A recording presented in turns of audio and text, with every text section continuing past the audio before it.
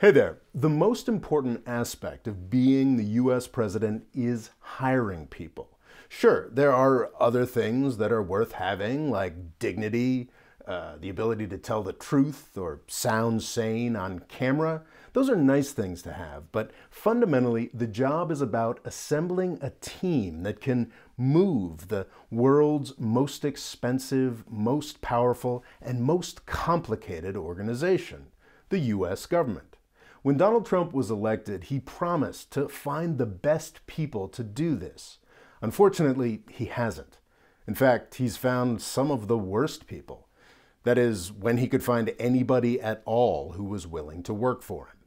There are probably at least 5 million people who work for the federal government in some capacity, and a number of agencies that nobody can even agree on defining. All we have are estimates for these figures, really, because of the insane complexity built up over 250 years. To make anything happen in this absurd contraption, the president needs to hire thousands of savvy people, and all of these thousands of people need to be pulling in more or less the same direction. Trump has failed to find the necessary people. The Washington Post tracks 776 Senate confirmable positions. 4 years into his administration, Trump has only managed to fill about 2/3 of these spots.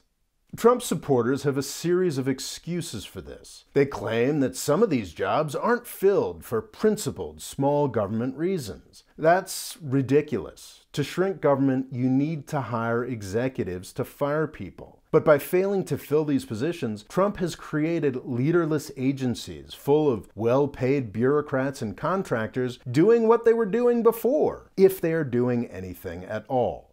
They are certainly being paid. Trump supporters also claim that Democrats are delaying his nominations, but that's absurd. The Republicans have had a majority in the Senate the entire time Trump has been president. The folks waiting to be confirmed are so bad that even the Republicans, who live in terror of the president's Twitter feed, don't want to consider them. A more credible excuse for the hiring failure is the inability to attract talent, but that doesn't reflect very well on the president either. The Trump administration has been suffused with this sort of reality show chaos that makes anybody who cares about their reputation or governing with basic competence stay the hell away. I think there's a process of devolution that we can see playing out over 2 distinct phases of appointments. The first phase was filled with figures who were respected or even impressive, if a bit surprising. Trump had run against the extraordinary failures of the past 20 years, Republican and Democrat. He had railed against our endless wars and the never-fixed fallout of the 2008 financial crisis. So it was striking that he seemed to mostly be recruiting from Goldman Sachs and the US military. Trump basically ran against the Republican Party, but he filled his cabinet with a caricature of the Republican swamp. They were basically all billionaires and energy lobbyists. These Phase 1 people got everything they wanted, and then they peaced out. They made sure the wars were going to continue, they gave themselves a massive tax cut, and they shredded a bunch of environmental regulation. And those were the good old days.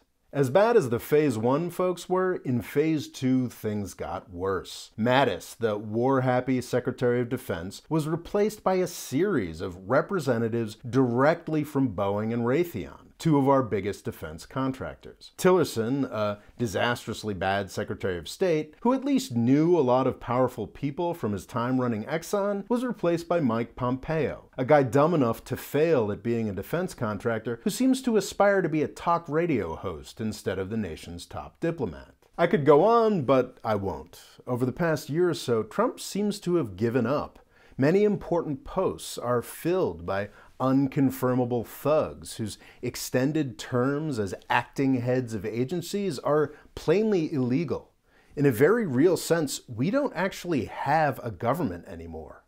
Trump's favorite tool is the executive order. These things have gotten very predictable. They are usually on some culture war topic. They send people in the media into ecstasies of celebration or condemnation, depending on the ideological marketing segment. But then they go nowhere. Even conservative judges have trouble approving them because they rarely make much legal sense. And almost all of these actions are completely reversible on day one of a Democratic administration. Despite being president for 4 years, Donald Trump still doesn't seem to understand government.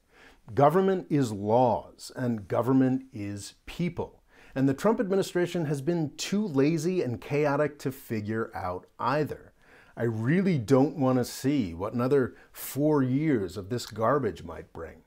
So let's not let that happen. There's already been too much damage done. Thanks for watching. Please subscribe. And if you'd like to get an update whenever I upload a new video, click on the bell next to the subscribe button. Thanks.